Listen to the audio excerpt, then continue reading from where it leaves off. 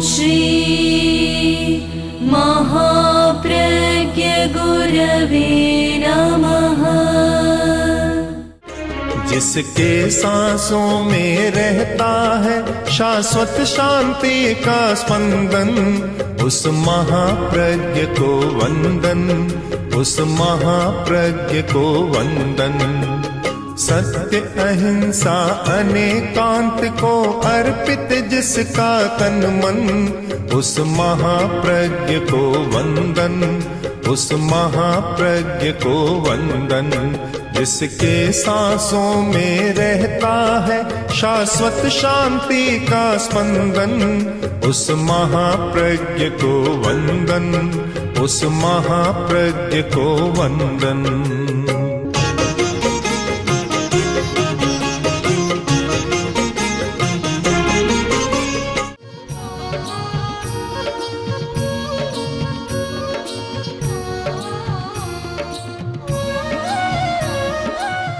मनुष्य का शरीर रहस्यमय है और रहस्य का एक कारण है आवरण। हमारी चमड़ी आवरण है। भीतर में जो हो रहा है उसका पता नहीं चलता, क्योंकि एक आवरण आया हुआ है। यद्यपि सूक्ष्म दृष्टि वाला कोई व्यक्ति हो तो वह आकृति को देखकर बहुत ज्ञान कर सकता है, पहचान कर सकता है कि भीतर में क्या चल रहा है। आदमी जो सोच रहा है ऐसे पता नहीं चलता हर किसी को, किंतु एक मनक पर्यव ज्ञानी है, उसको पता लग जाएगा कि क्या सोच रहा है। वह पूरी बात बता देगा कि तुम अभी क्या चिंतन कर रहे हो, क्योंकि मन को पढ़ने का ज्ञान उन्हें प्राप्त है। 5 ज्ञान बतलाए गए, मति ज्ञान, श्रुत ज्ञान, अवधि ज्ञान, मन पर्यव ज्ञान और केवल ज्ञान। ज्ञान 5 हैं। उनमें चौथा ज्ञान है मनक पर्यव ज्ञान, यानी मन के अवस्थाओं को पढ़ने वाला ज्ञान। वह पढ़ सकता है सर, उससे कोई छिपा नहीं रहता। इतने लोग सामने बैठे हैं, एक दूसरे से छिपा हुआ है। आकृति को तो देखता है, पर भीतर में क्या चल रहा है किसी को पता नहीं लगता। भीतर में कोई साजिश बना रहा है, कोई योजना बना रहा है, कोई षड्यंत्र कर रहा है, या कोई मैत्री की योजना कर रहा है, या कोई संबंध की योजना कर रहा है। कुछ भी कर रहा है, पता नहीं लगता। अब तो मनक पर्यव ज्ञानी तो नहीं है, पर मनोविज्ञान का विकास हो तो भी पता थोड़ा बहुत चल सकता, पूरा तो नहीं चल सकता, कुछ पता लग सकता है। क्योंकि जो बात मन में है वह चेहरे पर अंकित हो जाती है। मन महीप के आचरण दृग दीवान कही देख। एक बहुत सुंदर लिखा गया कि भय चिंता आलस अमन सुख दुख हेत अहेत मन महीप के आचरण दृग दीवान कही देख।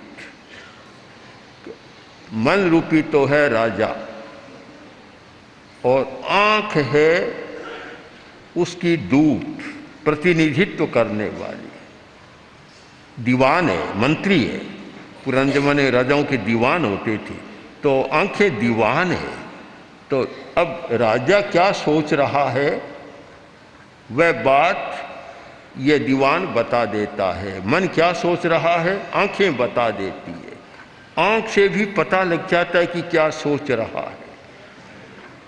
एक उदाहरण के रूप में कहें तो भय है भीतर में, मन भय से आक्रांत है, आंख बता देगी कहाँ अब ये डरा हुआ है।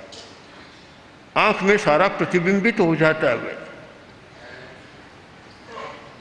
चिंता, एक आदमी चिंता में है, आंख साक्षी दे देगी कि अभी ये चिंता में है, अभी स्वस्थ नहीं। आलस्य का तो आँख देती है कि जब भी आलस्य आता है आँखें अधमुंदी सी हो जाती है, अपने आप पता लग जाता है। मन अच्छा नहीं है उसका भी वह पता लग जाता है, अमनस्कता का भी पता लगता है। सुख दुख, सुख में आंखें विकस्वर हो जाती है और दुख में आंखें सिकुड़ जाती है, कुम्हला जाती है। हेत अहेत, किसी के साथ प्रेम है, हेत है, प्रियता है, तो आंख इतना जल्दी पता देती है कि सामने आते ही खिल जाती है। चक्षुषा पपौ, संस्कृत साहित्य में आता है चक्षुषा पपौ, आंख से पी गए उसको, मतलब देखते ही आंखें खुल जाती है, विकस्वर हो जाती है।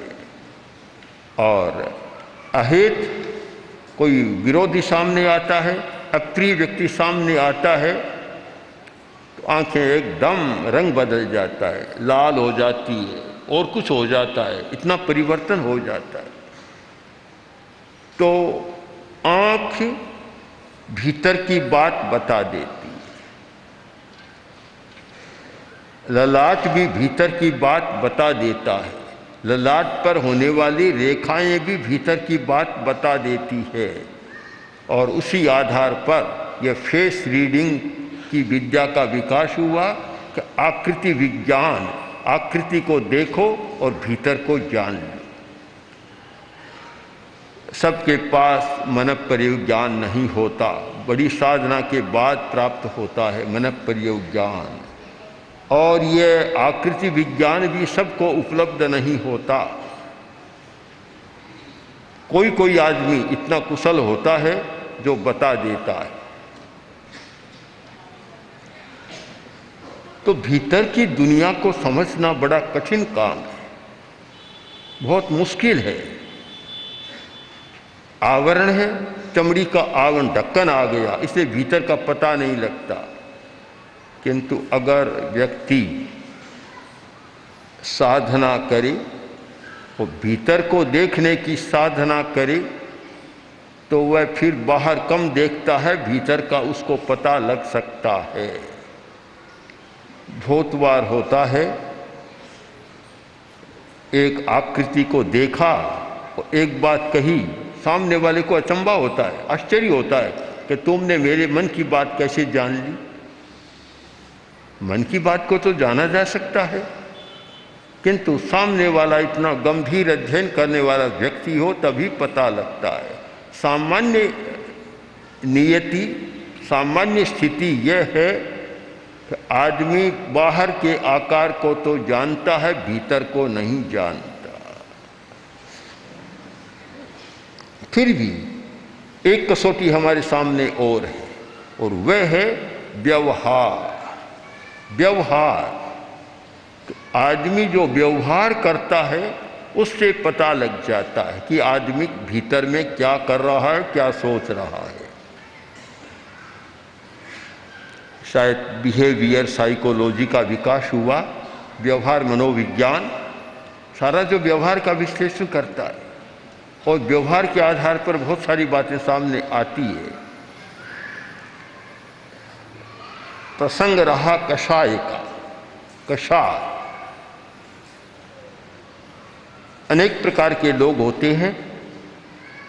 कुछ व्यक्ति ऐसे हैं जिनका कषाय उपशांत होता है, क्रोध मान माया लोभ शांत रहते हैं। और कुछ व्यक्ति ऐसे हैं जिनका ये कषाय चतुष्क उद्दीप्त रहता है, बहुत ज़्यादा उग्र रहता है। अब वही प्रश्न आएगा कि ये शांत कषाय है, ये उग्र कषाय है, हमें पता कैसे चले? पता लगना चाहिए। पता कैसे चले? इसका कषाय तो बड़ा उत्तेजित है, उद्धृत है, उद्धत है, और इसका उपशांत है, प्रशांत है, हमें पता कैसे चले? तो पता व्यवहार के आधार पर एक निर्धारण किया गया कि व्यवहार को देखो, पता लग जाएगा कि भीतर में कैसा है। 2 वर्ग कर दिए, एक मंद कषाय और एक तीव्र कषाय। एक व्यक्ति ऐसा है जिसका कषाय मंद है, उपशांत है, मंद है, मंद में कोई खास पता नहीं लगता, बहुत मंद है। आग की आंच इतनी मंद हो गई कि हाथ भी लगा दे तो कोई खास बात नहीं रहती, आंच मंद हो गई। और एक आग की लपट है, सबको पता लगता है, परिणाम भी होता है। तो आदमी का कैसे पता लगे कि इसका कषाय मंद है? बड़े अध्ययन के बाद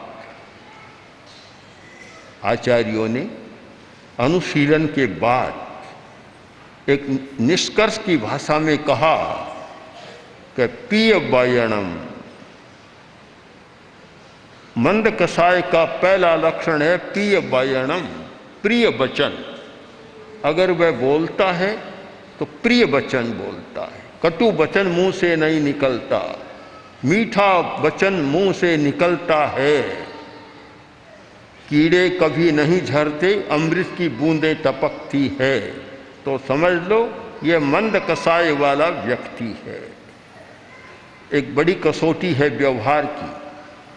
कटुक वचन बोलने वाला है तो समझ लो कि भीतर में भी कषाय की आग जल रही है, और मीठा वचन बोलता है तो समझ लो कि कषाय की आग भीतर में शांत है, पता लग जाएगा।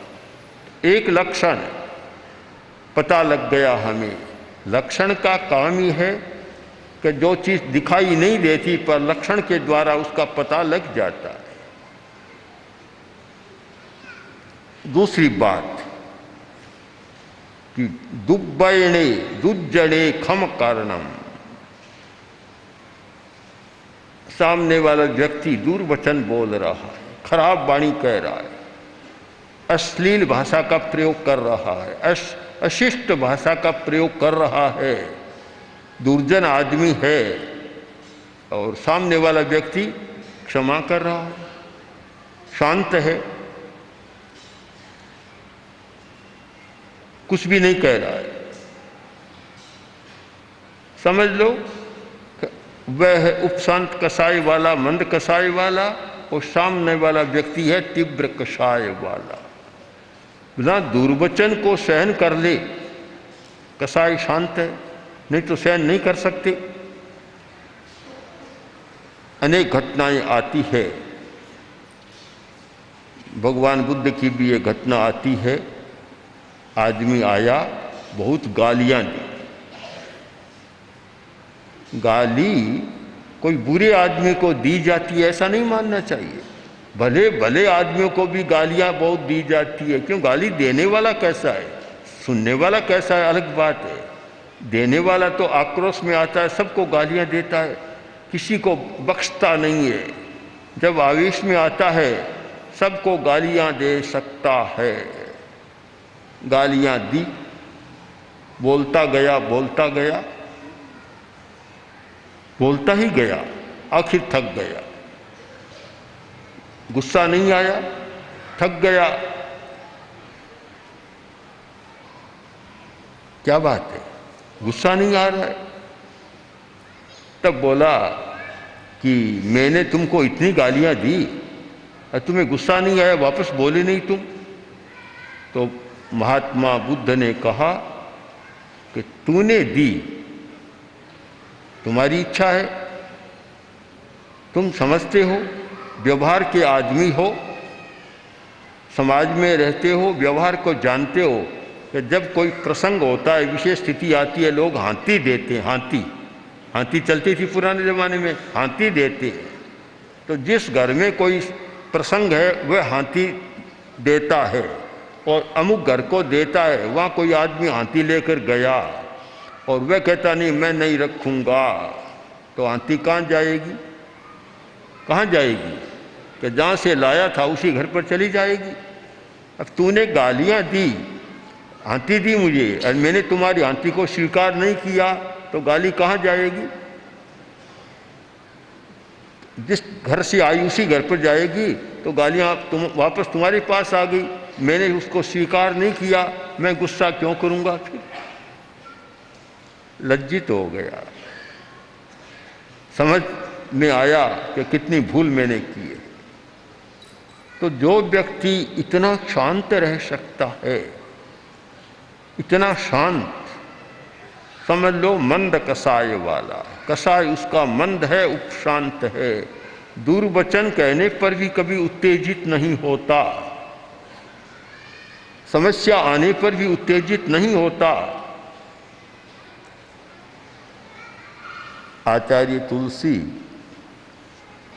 दीवानी में थे, कुछ व्यक्ति आए, आकर बोले, आचार्य जी हम आपके साथ शास्त्रार्थ करना चाहते।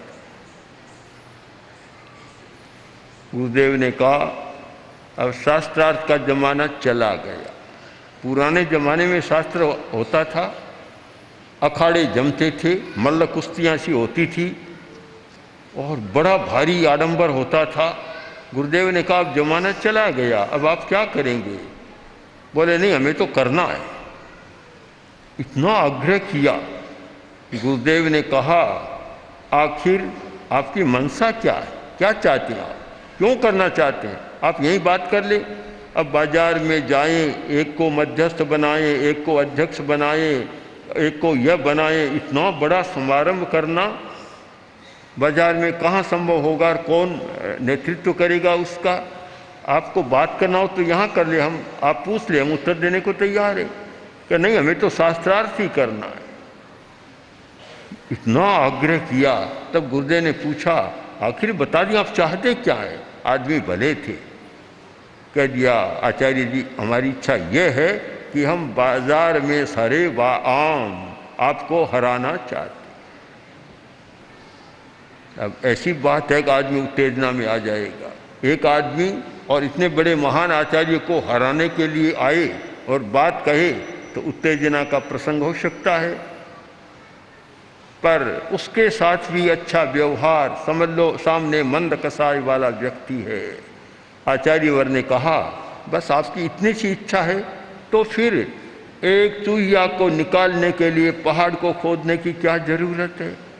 आप भिवानी के बाजार में जाकर कह दें हम आचार्य तुलसी के पास चर्चा करने गए थे और वे हार गए, हम जीत गए, बस मेरी ओर से आप कह दीजिए। अब आप स्वयं समझ लें कि एक ओर से कसाय की तीव्रता है और एक ओर से कसाय की मंदता है, उपशांति है। हम व्यवहार से पता लगा सकते हैं। हमारे सामने पता लगाने के दो साधन हैं, तीन साथी हैं, शरीर, मन और वाणी, तीनों साथी हैं, तीनों का साझा है, मिलजुल कर काम करते हैं, एक दूसरे का सहयोग करते हैं। इसलिए पता लगाना कोई कठिन बात नहीं है। मन में कुछ है तो वाणी के द्वारा बाहर निकल जाएगा।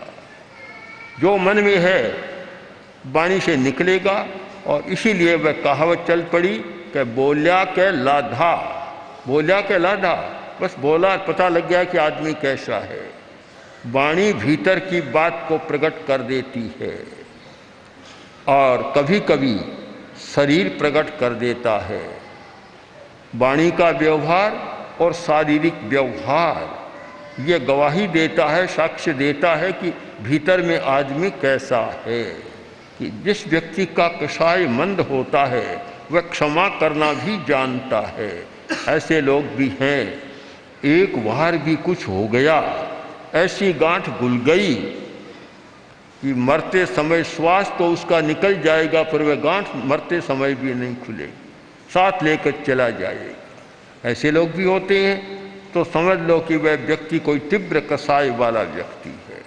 मंद कसाय वाला है, वह पहले तो ऐसा असद व्यवहार करता नहीं और अगर किसी के साथ हो गया तो शांत कर देता है और किसी दुर्जन व्यक्ति ने उसके साथ अप्रिय व्यवहार किया, असद व्यवहार किया, उसे भी वह क्षमा करना जानता है।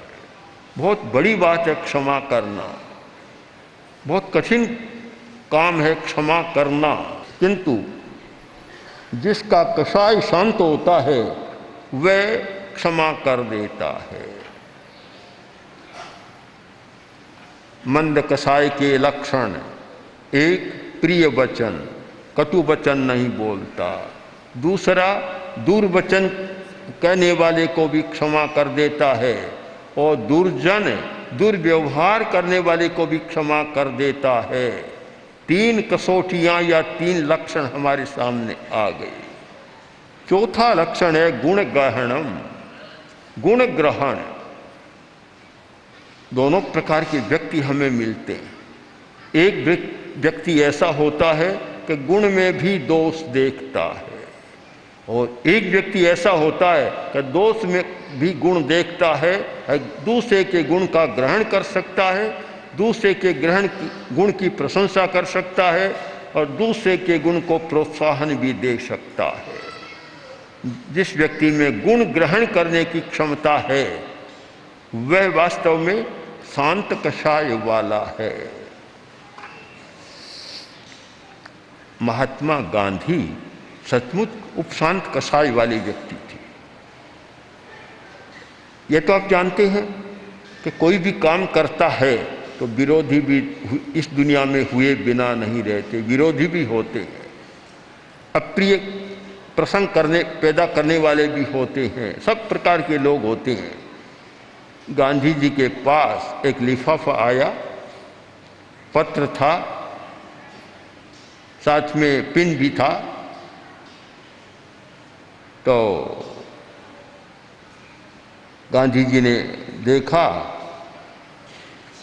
और पत्र को पढ़ लिया। सारा पत्र क्या था? गांधी जी को गालियां ही गालियां थी। पढ़ लिया।